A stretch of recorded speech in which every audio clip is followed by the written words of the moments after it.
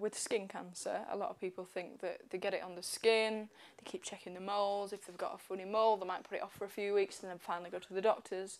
But what I think people don't realise is once it gets beyond the skin, you're dead. There's nothing that the doctors can do to save you, and in 30 years they've not made any advances in medication for malignant melanoma because they can't find it. Daniel had a scan after he had the initial skin cancer removed, and it was clean. But what skin cancer does, or this most severe type of skin cancer, which is called malignant melanoma, it attaches itself to other cells and it kind of camouflages itself. So on the surface of it, it looks clean. There's no evidence of it.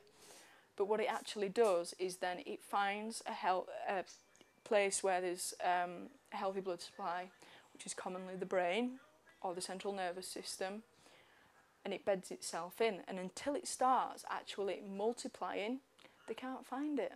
And unless they were going to scan Daniel every 3 months, you know, they wouldn't have found it, and it wouldn't have made any difference, because once it starts going inside you, there is nothing that doctors can do to get it out. Even chemotherapy or radiotherapy, it's not going to work. And people don't understand that. They think, well, if I have skin cancer, I have it cut off and that's it. But actually, the reality is quite a lot different. You know, we thought that. That's what we were told, and I believe that doctors also think that. Otherwise, Daniel would have been scanned sooner. It's not about scaring people. You know, you don't want people thinking that, you know, I've had skin cancer, I'm gonna die. It's not like that. But they need to be aware of the symptoms to look out for.